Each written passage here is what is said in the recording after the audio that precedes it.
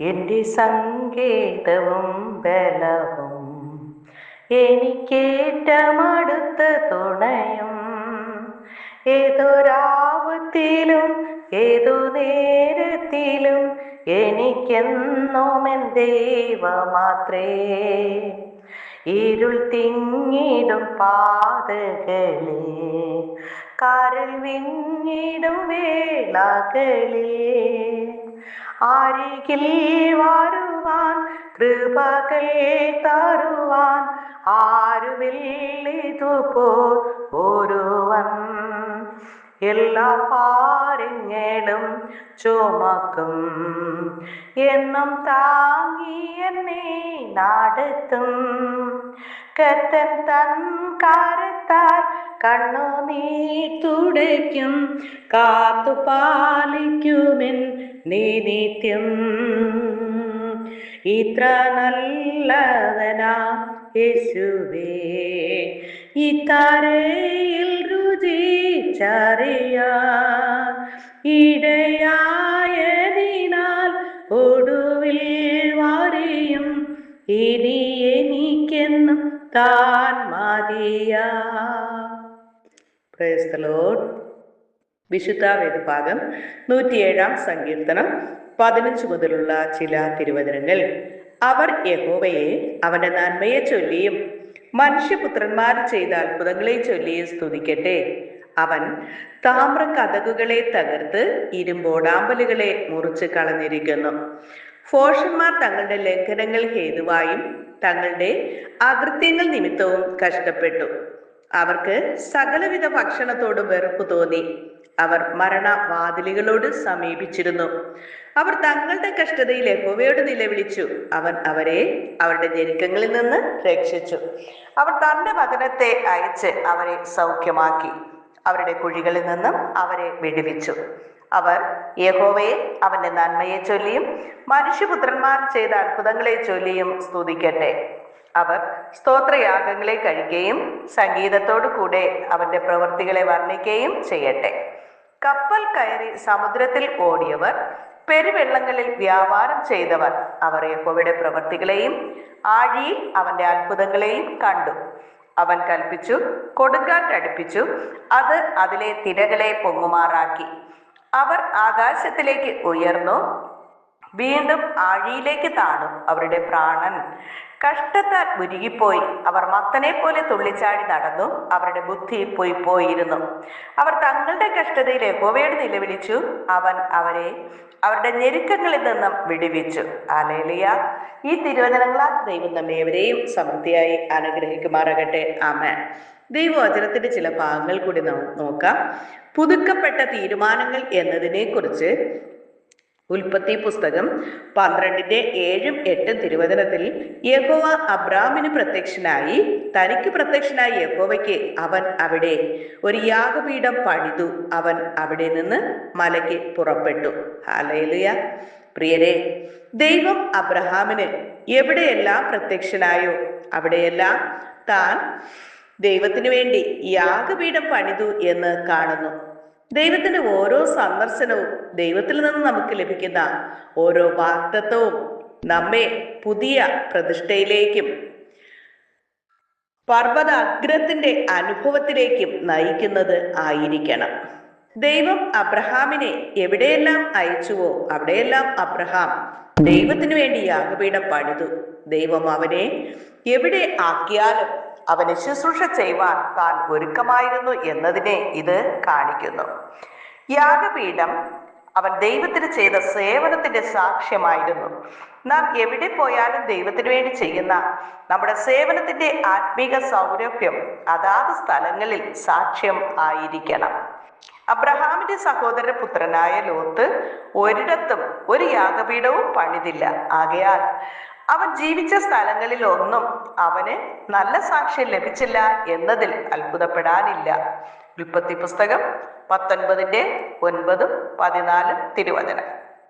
ഓരോ ദിവസവും ഞങ്ങൾ പുതിയതായി ആരംഭിക്കുന്നതാണ്. ആത്മീയ ജീവിതത്തെ ഏറ്റവും നല്ല രീതിയിൽ പൂർത്തീകരിക്കുന്നതിന് അത് വീണ്ടും ആരംഭിക്കുക എന്നതല്ലാതെ മറ്റൊരു ശ്രേഷ്ഠമായ വഴിയില്ല എന്ന് നാം കാണുന്നു. പ്രിയരെ, നാം നമ്മെ തന്നെ ഓരോ നിമിഷവും, ഓരോ പ്രഭാതത്തിലും, ഓരോ രാത്രിയിലും മാത്രമല്ല, ജീവിതത്തിന്റെ ഓരോ ഘട്ടത്തിലും പുതുതായി കർത്താവിന് വേണ്ടി സമർപ്പിക്കേണ്ടത് പരമപ്രധാനമാണ്.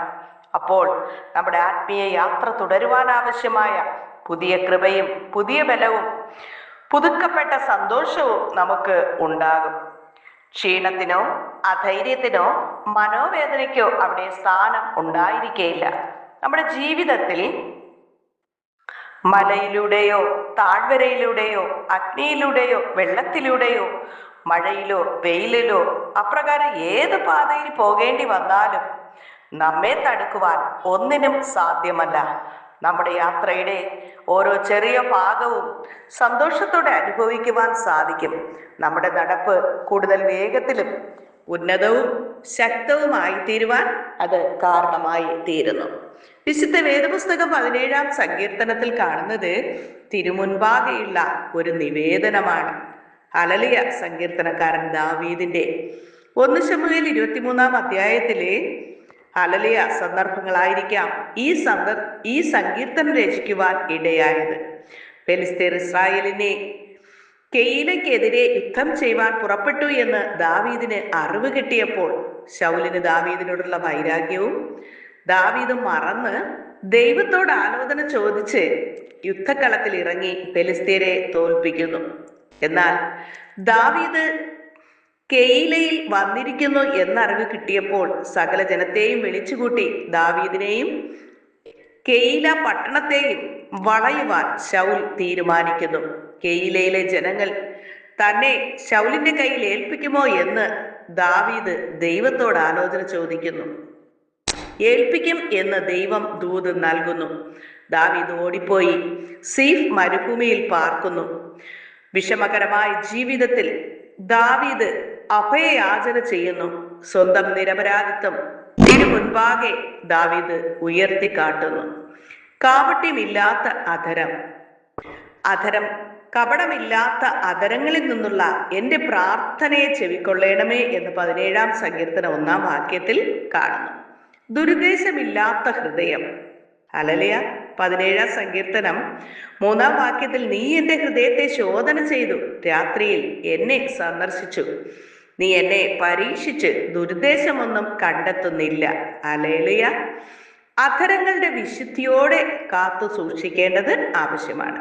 17-ാം സങ്കീർത്തനം 3-ാം വാക്യത്തിൽ എൻ്റെ വായ് ലംഘനം ചെയ്യുകയില്ല എന്ന് ഞാൻ ഉറച്ചിരിക്കുന്നു. ഹല്ലേലൂയ.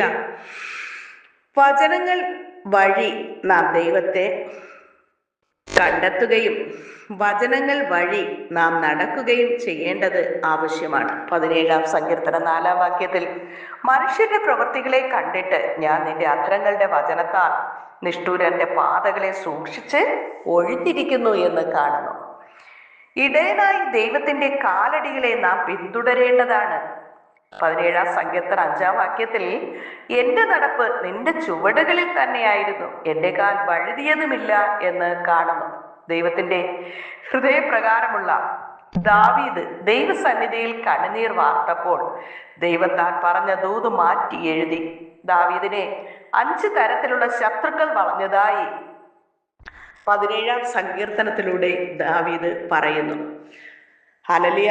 കൊള്ളയടിക്കുന്ന ശത്രുക്കൾ, ചുറ്റി വളയുന്ന ശത്രുക്കൾ, തള്ളിയിടുന്ന ശത്രുക്കൾ, കാലടികളെ പിന്തുടരുന്ന ശത്രുക്കൾ, മറവിടങ്ങളിൽ പതിയിരുന്ന് കടിച്ചു കീറുന്ന ശത്രുക്കൾ, ഇങ്ങനെ നാം തിരുവചനത്തിലൂടെ കാണുന്നു. ദൈവം ദാവീദിനെ ശത്രുക്കളിൽ നിന്ന് സംരക്ഷിച്ച് തന്റെ ചിറകിനടിയിൽ കണ്ണിന്റെ കൃഷ്ണമണി പോലെ കാത്തു സൂക്ഷിക്കുന്നു. പ്രിയരെ, നമ്മുടെ ജീവിതത്തിന്റെ നമ്മുടെ അവസാനമായി എന്ന് സാത്താൻ പറയും. മാരകമായ രോഗങ്ങളിൽ നിന്ന് രക്ഷപ്പെടുവാൻ സാധ്യതയില്ലെന്ന് ഡോക്ടർമാർ പറയും. എന്നാൽ അന്തിമ വിധി ദൈവത്തിൻ്റെതാണ്. അവൻ മനുഷ്യരുടെ വിധികളെ മാറ്റി എഴുതുവാൻ നിരന്തരമായ പ്രാർത്ഥനയിലൂടെ നമുക്ക് വന്നു ഭവിക്കാവുന്ന അനർത്ഥങ്ങളെ ദൈവം മാറ്റി ഹല്ലേലൂയ മറിക്കുന്നു. ഹിസ്കിയാവിന് മരിക്കത്തക്ക രോഗം വന്നു. യെശയ്യാ പ്രവാചകൻ അവൻ മരിച്ചു പോകും എന്ന് ദൂത് നൽകി. യെശയ്യാവ് 38:2. അപ്പോൾ ഹിസ്കിയാവ് മുഖം ചുവരിന്റെ നേരെ തിരിച്ചു യഹോവയോട് പ്രാർത്ഥിച്ചു. ഉടനെ യെശയ്യാവ് മുഖേന അടുത്ത അരുളപ്പാട് വന്നു. യെശയ്യാവ് 38:5 ഞാൻ നിന്റെ പ്രാർത്ഥന കേട്ട് നിന്റെ കണ്ണുനീർ കണ്ടിരിക്കുന്നു. ഞാൻ നിന്റെ ആയുസ്സിനോട് 15 സംവത്സരം കൂട്ടും എന്ന് പറയുന്നു. ദാവീദിനെ പോലെ ഹിസ്കിയാവിനെ പോലെ ദൈവസന്നിധിയിൽ നമുക്കും വീഴാം. കണ്ണുനീരോടെ ഹൃദയവേദനകളെ സമർപ്പിക്കാം. കണ്ണുനീരിന്റെ മുൻപിൽ കരളലിയുന്ന ദൈവം നമ്മുടെ പ്രാർത്ഥന കേൾക്കും. യെശയ്യാവ് 65:24 അവർ വിളിക്കും മുൻപേ ഞാൻ ഉത്തരം അരുളും.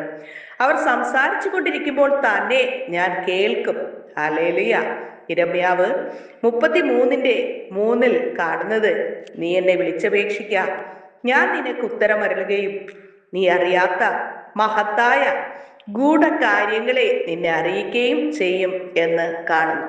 പ്രിയരെ, നാം അറിയാത്ത ഗൂഢകാര്യങ്ങളെ അറിയണമെങ്കിൽ നാം ദൈവത്തെ വിളിച്ചപേക്ഷിക്കുന്നവർ ആയിരിക്കണം. എന്നാൽ ദൈവം നമുക്ക് ഉത്തരം നൽകും. നമ്മുടെ പ്രാർത്ഥന, നീതിമാന്റെ ശ്രദ്ധയോടുകൂടിയ പ്രാർത്ഥന വളരെ ഫലിക്കുന്നു. പാപിയുടെ പ്രാർത്ഥന ദൈവം കേൾക്കുന്നില്ല എന്നും നീതിമാനായിരുന്ന ദൈവം ഇഷ്ടം ചെയ്യുന്നവന്റെ പ്രാർത്ഥന ദൈവം കേൾക്കുന്നു. ആയതിനാൽ ജീവിതങ്ങളിലെ പാപങ്ങൾ, കുറവുകൾ, കുറ്റങ്ങൾ യേശുവിനോട് ഏറ്റുപറഞ്ഞുപേക്ഷിച്ച് യേശുവിൻ്റെ രക്തം സകല പാപവും പോക്കി നമ്മെ ശുദ്ധീകരിക്കുന്നു. യേശുവിൻ്റെ രക്തത്താൽ എന്നെ കഴുകണമേ, ശുദ്ധീകരിക്കണമേ. ഒരു ശുദ്ധ മനസാക്ഷിയോടെ, ഒരു നിർമ്മല ഹൃദയത്തോടെ, ഒരു നീതിമാനായി പ്രാർത്ഥിപ്പാനുള്ള ദൈവകൃപ പകർന്നു തരണമേ എന്ന് നമുക്കൊരുമിച്ച് യേശുവിനോട് അപേക്ഷിക്കാം. സ്നേഹവാനായ നല്ല ദൈവമേ കർത്താവേ, ഒരിക്കൽ കൂടി അങ്ങേ നമുക്ക് സ്തുതിപ്പാൻ, മഹത്വപ്പെടുത്തുവാൻ അങ്ങ് തന്ന ഈ ഒരവസരത്തിനായി നന്ദിയോടെ സ്തുതിക്കുന്നു, സ്തോത്രം ചെയ്യുന്നു. തന്ന സൗഖ്യത്തിനായി, വിടുതലിനായി, സമാധാനത്തിനായി, സന്തോഷത്തിനായി നന്ദിയോടെ സ്തുതിക്കുന്നു, സ്തോത്രം ചെയ്യുന്നു. അപ്പ ഈ ജീവനുള്ള ദൈവത്തോട് പ്രാർത്ഥിപ്പാൻ തക്കവണ്ണം അടിയങ്ങളുടെ ജീവിതത്തിൽ തന്ന മകൻ ഭാഗ്യത്തിനായി നന്ദിയോടെ സ്തുതിക്കുന്നു, സ്തോത്രം ചെയ്യുന്നു. അങ്ങ് ചെയ്ത സകല നന്മകൾക്കും ഉപകാരങ്ങൾക്കും അനുഗ്രഹങ്ങൾക്കും നന്ദിയല്ലാതെ മറ്റൊന്നും പറയുവാനില്ല കർത്താവേ. സ്തോത്രം നാഥാ, സ്തുതിക്കുന്നു, സ്തോത്രം ചെയ്യുന്നു. അങ്ങ് ചെയ്ത സകല നന്മകൾക്ക് സ്തോത്രം. അതായി പ്രാർത്ഥനയിൽ പങ്കെടുക്കുന്ന എല്ലാ മക്കളുടെയും പ്രാർത്ഥനാ വിഷയങ്ങൾ സ്തോത്രത്തോടുകൂടെ അപ്പൻ്റെ കരങ്ങളിൽ ഏൽപ്പിക്കുന്ന നാഥാ, അങ്ങ് ശ്രദ്ധ വെച്ച് കേട്ട് തക്ക സമയം മറുപടി നൽകി മാനിക്കണമേ, അനുഗ്രഹിക്കണമേ. ഏതെല്ലാം വിഷയത്തിൽ ഭാരത്തോടെ ആയിരിക്കുന്നു ആ വിഷയങ്ങൾക്കെല്ലാം അങ്ങ് ശ്രദ്ധ വെച്ച് കേട്ട് തക്ക സമയം മറുപടി നൽകി മാനിക്കണമേ, അനുഗ്രഹിക്കണമേ. സകലരെയും നിത്യജീവന് വേണ്ടി ഒരുക്കണം. രോഗാവസ്ഥയിലായിരിക്കുന്ന മക്കൾക്ക് ജീവിതങ്ങളിലെ കുറവുകൾ കർത്താവ് ക്ഷമിച്ചിട്ട്, ഹല്ലേലൂയ, പാപത്തിന്റെ ശമ്പളം മരണമത്രേ എന്ന് ദൈവത്തിന്റെ വചനം പഠിപ്പിക്കുമ്പോൾ കർത്താവേ, പാപം മുഖാന്തരം നിത്യനാശമായ നരകത്തിലേക്ക് കടന്നു പോകാൻ ഇടയാകാതെ നിത്യസൗഭാഗ്യമായ ആ നിത്യജീവന്റെ വഴിയിലേക്ക് തിരിയുവാൻ എല്ലാ മക്കളെയും അങ്ങ് സഹായിക്കണമേ. ഒരു മനുഷ്യൻ സർവ്വലോകവും നേടിയാലും തൻ്റെ ആത്മാവിനെ നഷ്ടമാക്കിയാൽ എന്ത് പ്രയോജനമെന്ന് ദൈവത്തിന്റെ വചനം ചോദിക്കുമ്പോൾ, ദൈവദാനമായി നൽകിയ ആത്മാവിനെ നഷ്ടമാക്കാതെ നിത്യജീവന് വേണ്ടി ഒരുങ്ങുവാൻ എല്ലാ മക്കളെയും അങ്ങ് സഹായിക്കണമേ എന്ന് പ്രാർത്ഥിക്കുന്നു. അനുഗ്രഹിക്കുമാനിക്ക് കൃപയ്ക്കുള്ളിൽ മറച്ചുകൊള്ളും. തുടർന്ന് ദൈവസാന്നിധ്യത്തിന്റെ മറവിലായിരിക്കാൻ അങ്ങ് സഹായിക്കണം. ദിനംതോറും ശുദ്ധീകരണത്തോടുകൂടെ യേശുവിന്റെ രക്തത്താലും വചനത്താലും ശുദ്ധീകരണം പ്രാപിച്ചുകൊണ്ട് നിത്യജീവൻ ഒരുങ്ങുവാൻ ഞങ്ങൾ എല്ലാവരെയും അങ്ങ് സഹായിക്കണമേ. അനുഗ്രഹിക്കുമാനിക്ക് കൃപയ്ക്കുള്ളിൽ മറച്ചുകൊള്ളും. യേശു കർത്താവിന്റെ നാമത്തിൽ ചോദിക്കുമ്പോൾ കൃപയോടെ കേൾക്കണം നല്ല പിതാവേ. ആമേൻ. God bless you. യേശുവിന്റെ സമാധാന സകല ഹൃദയങ്ങളിലും നിറയുമാറാകട്ടെ. ആമേൻ.